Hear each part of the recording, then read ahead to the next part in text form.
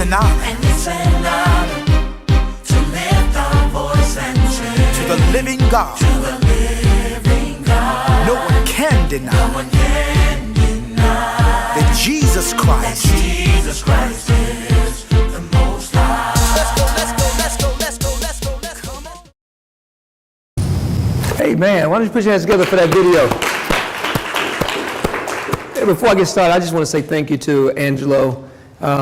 We've gotten to the place now where he is actually getting involved in this part of the ministry. So whereas in many instances, I would actually pick a video to go along with the sermon, what I'm doing now is just talking with him about what the sermon is about. And he's going out and picking the videos. And I get to watch them for the first time with you guys many times. And he's been doing an outstanding job at his ministry. And while I'm saying that, let me just pause for a second. There's a lot of work that's done all throughout the week. The stewards are doing a wonderful job. The deacons are doing a wonderful job. The ministerial staff doing a wonderful job. And we just want to say thank you to all those people who are dedicating so much of their time. We want to send praises up to God for that. And of course, the praise team. What a wonderful, wonderful praise team that we have. I'm talking about from the piano, Brother Bethay and his ministry, as well as just the young ladies and Gavin. Gavin, you holding it down for the guys. Where you at, Gavin? You holding it down for us, right? Outstanding job. I'm praying actually, Gavin, that God sends us a few more men to be on there, and if he doesn't, then I may have to step up there. So everybody better pray along with me, or else you're going to get me back here. And I don't think you want that. I don't think you want that. We have been, and of course, we've had a drummer filling in for us. He's going to end up being a permanent fixture around here. He keep on playing those drums like that. Outstanding job. Thank you for coming and getting involved. And let me just say this. You come early. You come ready to play. You are a master of your craft. And a lot of people just do it.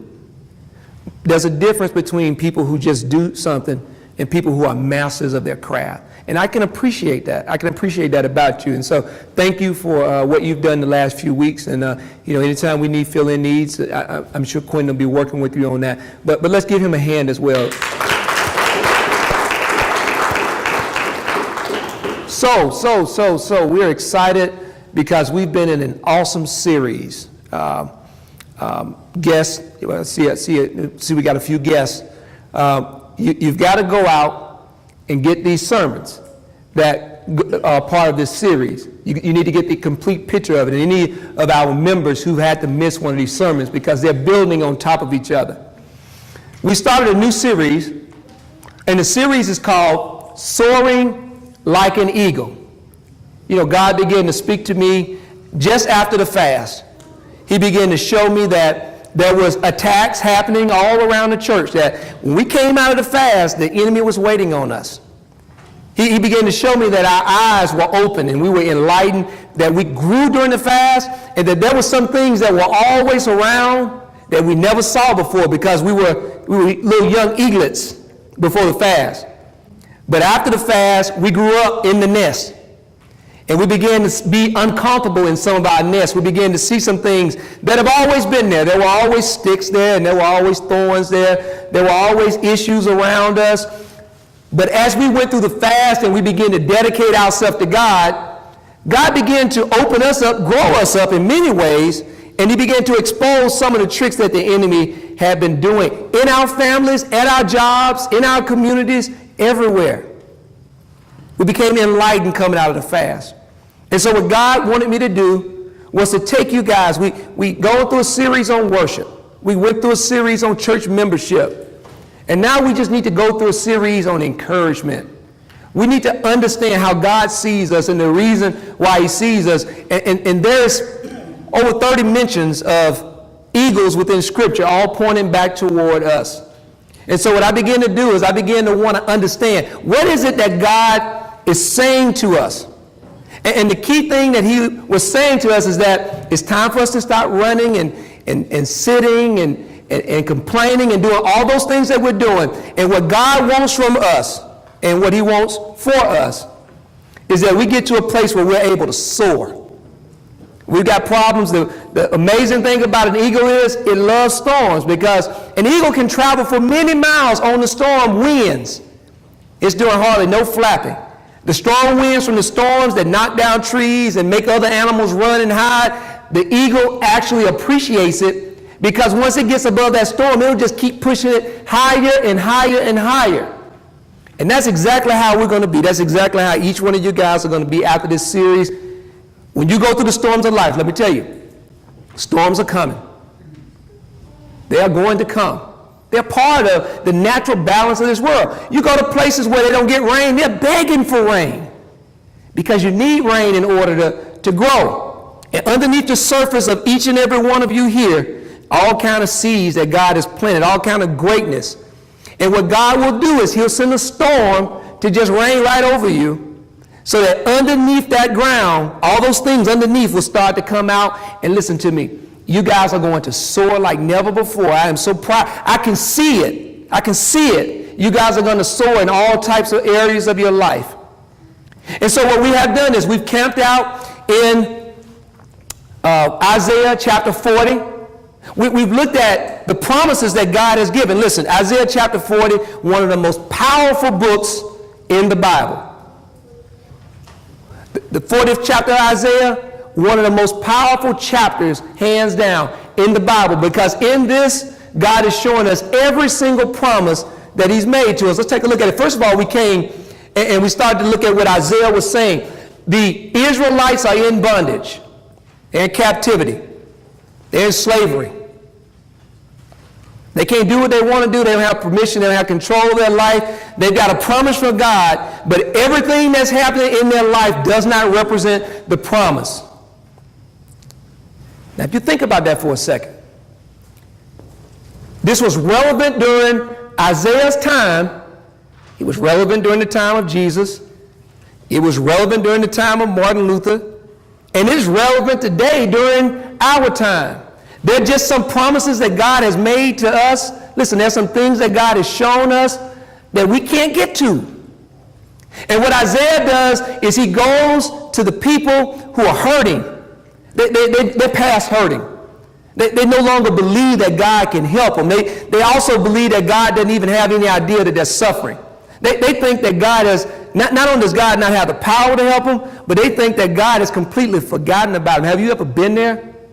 Have you ever been there in a relationship? Have you ever been there in school? Have you ever been there in a job where you look around and you say, God, did you forget that you placed me here? Everything around me is falling down and I cannot hear you. I don't see you anymore. And what Isaiah does is he comes to this group of people, these people who worship God, who trust God, who know God, and he begins to remind them of the promises of God. The first thing he shows them is that God sees them in their situation. Let me talk to somebody today, and that's what this series is about. I don't care what you're going through.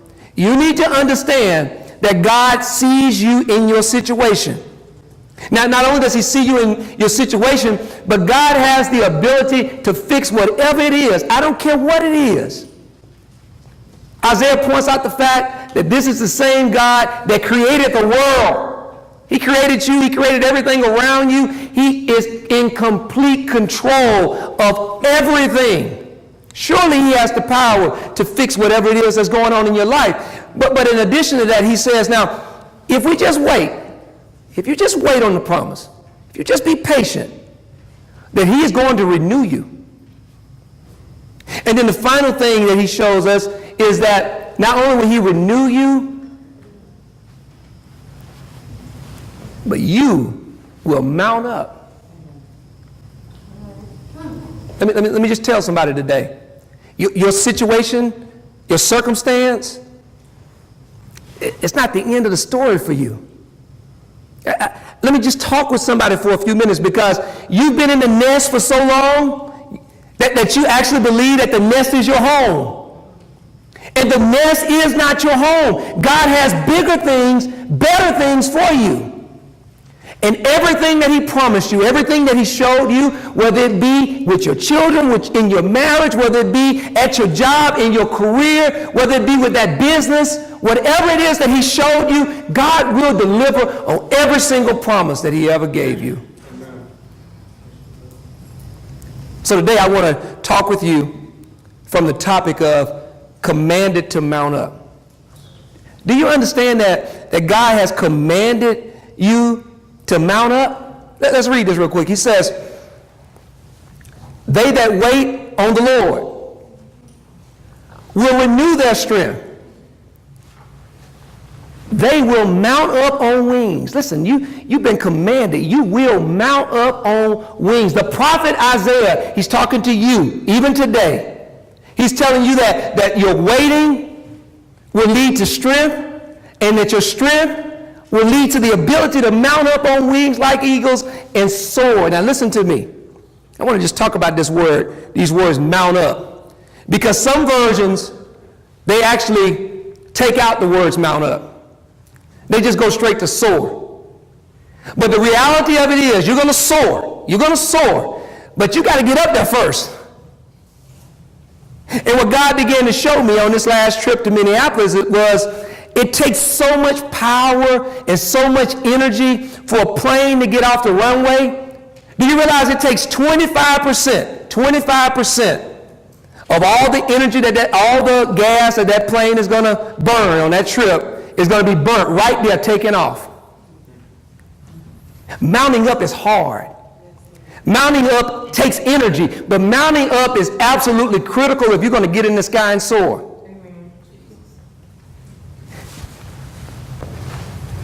Do you realize that about 25% of all accidents that happen on planes happen during this part? Between taxiing and trying to take off. And so not only is mounting up hard, not only does mounting up take a lot of energy, but if you mount up at the wrong time in the wrong way, it can be tragic.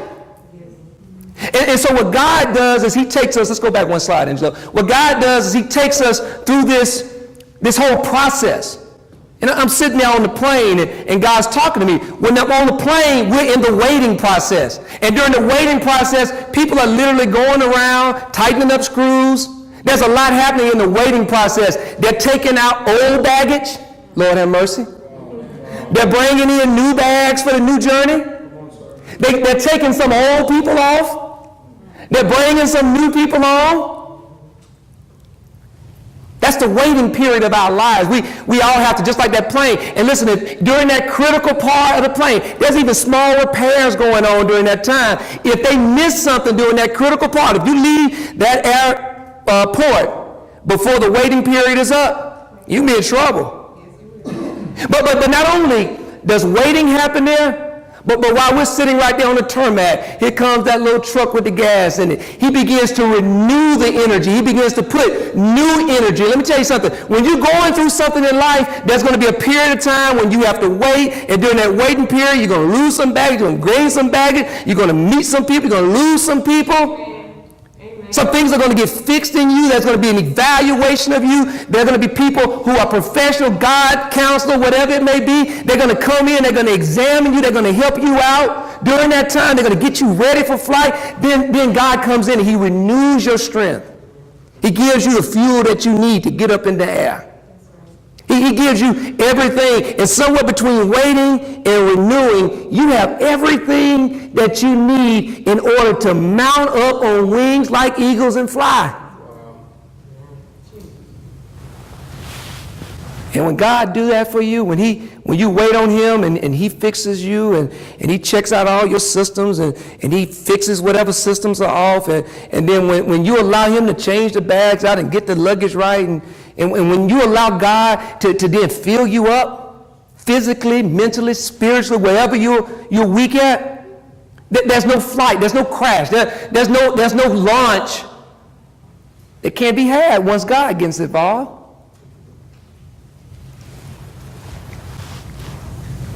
I want to introduce you to a word. Maybe some of you know this word. The word is aviotophobia.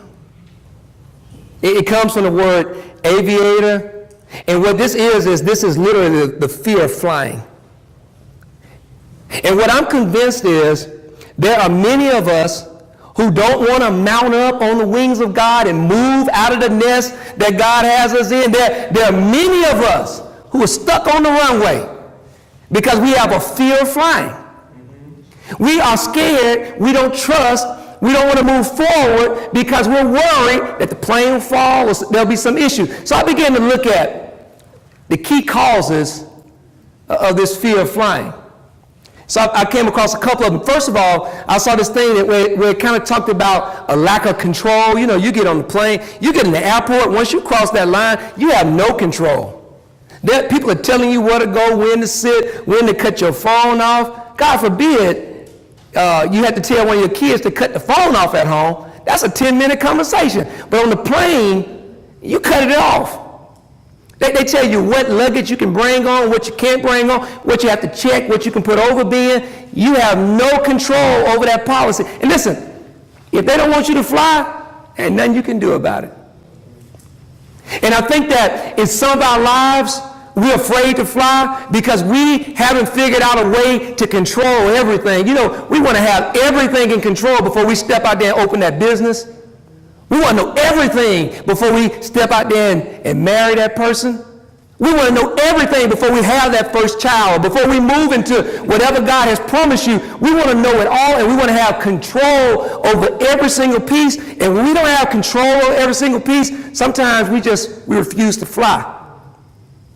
But not just control.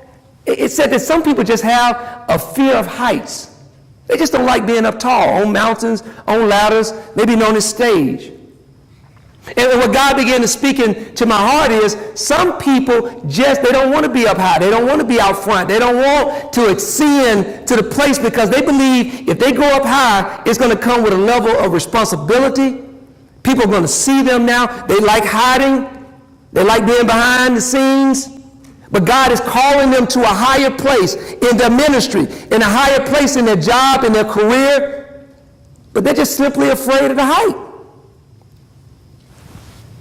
But also I saw that there's a lot of people who have a fear of enclosed space, claustrophobia. They don't like being in a place where they can't get out of it when they want to get out of it. And sometimes people refuse to move forward with a job, with a business, in a marriage, in a ministry, because they know once they take that step out there, now you're locked in, right? Folk depending on you now. They need you now. That was a need before you got there, and now that you're here, you own that need now. And if you ever in the future, for any reason, need to step away from it, now you feel bad. Now you feel like, oh, I can't walk away if I need to walk away. But the final thing, and by far, the biggest thing, people are just afraid of crashing. They don't want to get up in that plane and go up in the air because they are afraid of crashing. Even though every study shows us that the safest mode of transportation by far is airplane. By far, you're going to have way higher chance of getting killed in a car accident leaving the church than in the airport. But what all this speaks to is one thing, and that is fear. That is fear that we have in our heart that is separating us from the promise, fear that's standing in the way of that family, fear that's standing in the way of that marriage, fear that's standing in the way of that ministry, fear. Let me give you something to think about. Fear is not from God. Fear is not from God. If you get in a situation and you have fears that you will fail, you have fears that you're not going to be able to make it, you have fears that you can't sustain, you have fears, that's not from God. You don't believe me? Let me show you this real quick. Paul says to Timothy, God has not given us a spirit of fearfulness, but what he has given you is a spirit of power. He's giving you love, and he's giving you sound judgment. What he's giving you is the ability for you to look at every single circumstance in your life and figure out, is love present? Is power present? Does this make sense? What God has not called you to do, I know in some of our attempts to prove that we're not fearful, we get ridiculous. There have been times in my life, especially as a young man, when I was trying to prove to the guys that I wasn't scared. I was trying to woo that young lady and let her see that I was not scared. And I did dumb things that they weren't sound judgment. It wasn't about love, and I didn't have the power to do it. But what God wants to do is he wants to get us in a place where we're not fearful, where we're not operating out of fear, where we have no phobia to fly, but where we're just making decisions based on what he's saying into our heart. If he's telling us, listen, I'm going to give you the power to do this, we have to trust him to know that he will. If he's telling you that love is coming out of this, this is for compassion, this is for ministry, then you're moving forward. If he's saying to you that this will make sense, I know it doesn't make sense now, but just trust me, we're moving forward. We're mounting up.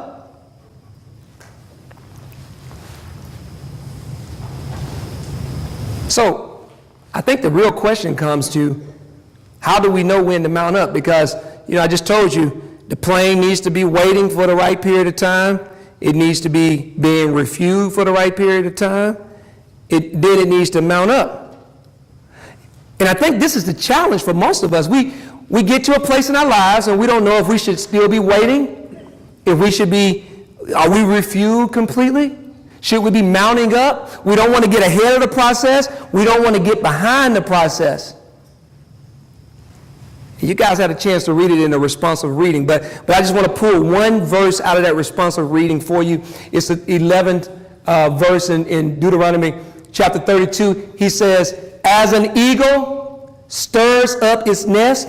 The first thing that you'll notice when it's time for you to move on and to mount up, God will start to stir some things up in his nest. What it's referring to is the male eagle literally goes into the nest and starts to pull out all of the rabbit fur and anything that would be comfortable for the eaglet.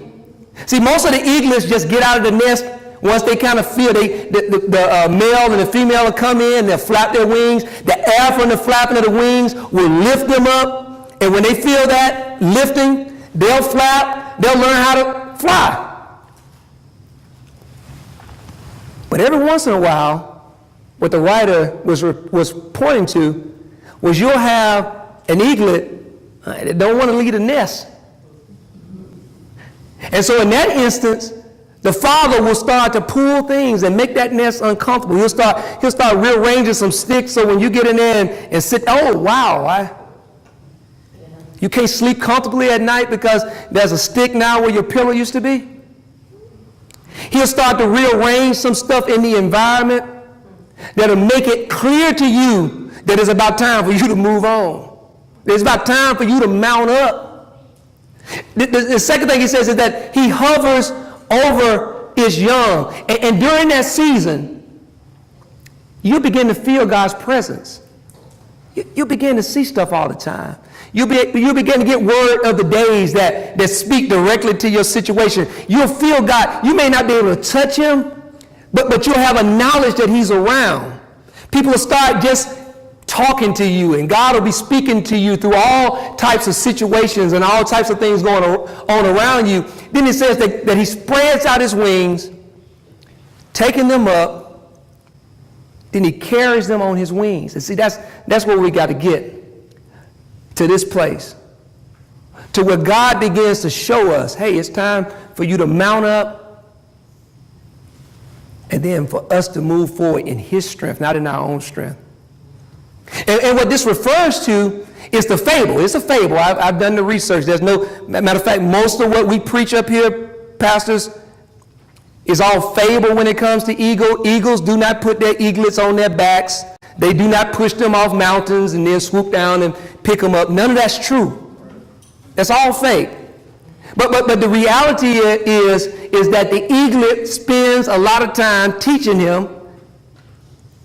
himself primarily through modeling his parents how to fly. But what the writer here is talking about is he's talking about God being available so that we can get on his wings, and instead of us trying to mount up on our own power, God becomes our source. Isn't that amazing? And the way that we know that, it all starts with the stirring of the nest. And I know that some of you guys are feeling some sticks right now.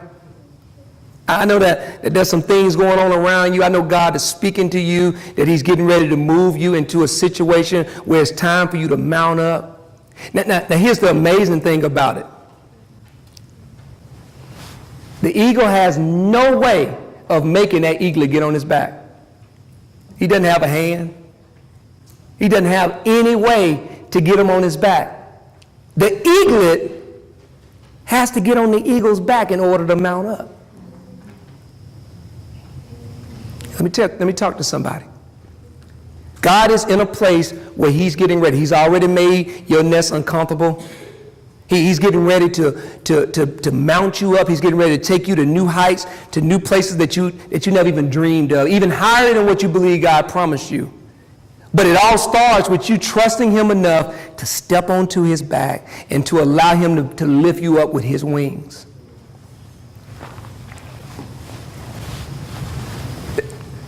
So the next question that we have is, how do we mount up? So look at Job real quick, the 39th chapter. There's just a few things here I want to capture real quick. In the 27th verse, he says,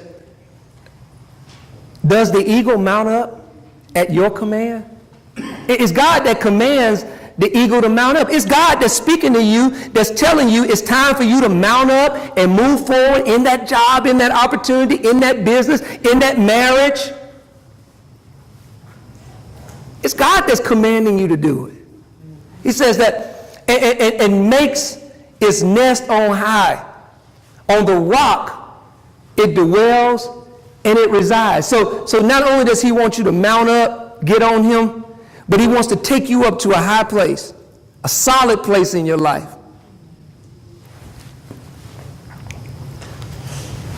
And what you need to understand about mounting up is that we mount up by expecting to mount up first.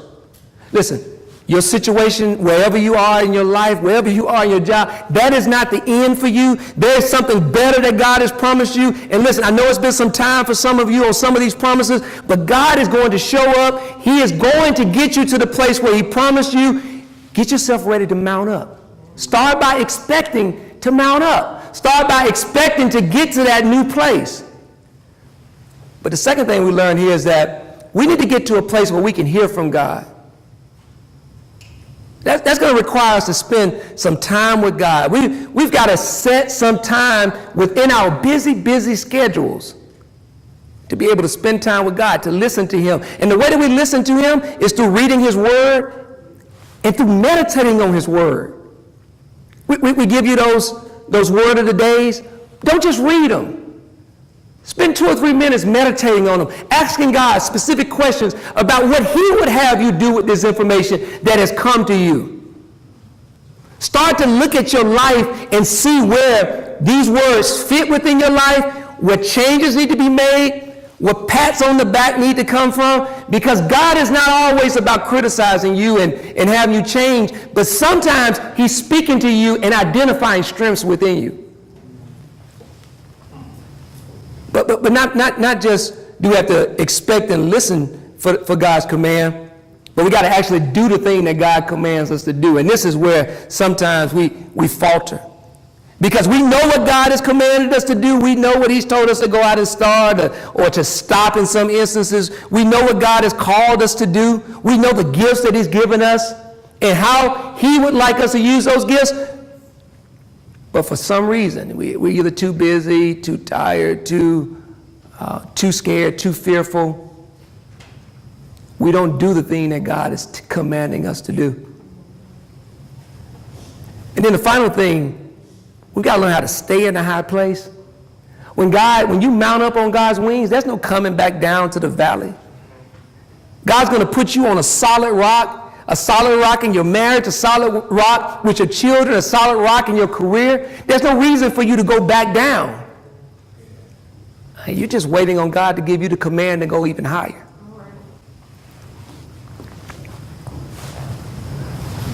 So what are the benefits of mounting up? Here's the point where I always ask you the question, is the juice worth the squeeze? I'm asking you to trust God. I'm asking you to get rid of some fears. I'm asking you for you to do some things that you may not feel comfortable with, but that you know clearly God has called you and gifted you to do. Let's look at verse 29. He says, on the crag of the rock, that's the cliff of the rock, and the stronghold is where he's going to place you. From there, it spies out the prey. So as an eagle, he has this beautiful perch where he can look out and he can see all the things that he needs in order to feed himself, feed his family, take care of his needs. He says, his eyes observe from afar. He can see way out. He says, his young ones suck up the blood, and where the slain are, there it is. So not only is he able to kill enough and feed himself, but he's also able to spread that out to his children and take care of his children. And what God began to say to my heart is that there are benefits to mounting up. First of all, when you mount up, God takes you to that high place, the first thing he's going to provide you is protection. And when he takes you up and he sets you on that rock, think about that eagle up on that rock. That eagle is protected from most animals. Most animals can't make it to the nest where the eagle is. But not only does he give you protection, he gives you provision. He gives you the ability from that high place. You take that step out on God's command, he's going to feed your family. You don't have to worry about that. He's going to provide for you. He's going to give you everything that you need in order to do the thing that he's pushed you out there to do. But not only does he give you provision, but he gives you vision. I thought that was awesome. The eagle from his high place, from that safe place, from that place where he can see his animal, he can see animals and make kills and prey on animals. He also can see everything that's coming and everything that's going. Let me tell you something. From your high place, you're going to see some people coming that would have gotten you, they would have gotten too close to you too fast. See, you operating on a higher level now, on a higher wave now. You can see some things like you've never seen before, but you're also going to see some people leaving that you never would have been able to see from down low. Now, not only does he give you protection, provision, and vision, but he speaks to this generational blessing that when you go to a higher place, when you mount up in the Lord and God takes you to this mountain and he sets you down and he protects you and he provides for you and he gives you vision, he gives you enough to where your children and your cousins and your friends and all those people that you bring with you can survive on it. Following God, mounting up on God, going to the place where God wants to go is not just for you, but it's going to open up some things in your family. Listen, years from now, people will be looking at the family and where it is, and they'll be looking back at you saying, it was one sacrifice that you made. You moved this whole family in a new direction. You changed one habit that we could not change, and after you broke it, nobody after you was able to do it again. You took that family to a higher level, and because of it, the entire family takes a step forward. So this week, I want you to think about this. When I feel the fear to fly, I will mount up on God's wings and try. God's going to reveal some things to you. I know it. He's already been talking with you about it. There's some things that he wants you to do.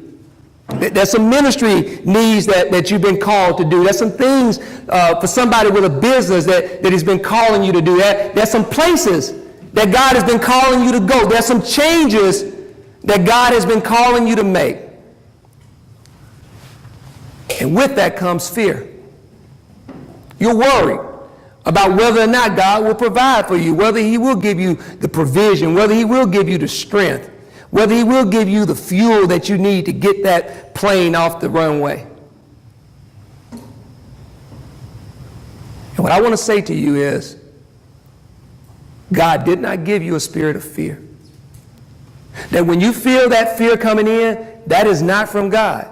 But what God has promised you is that he'll give you power to accomplish whatever it is that he put in front of you, that he'll give you the love that you need in order to get to the place where you're supposed to go, and that he will give you the sound judgment that you need to be successful in everything that God has called you to do. To God be the glory.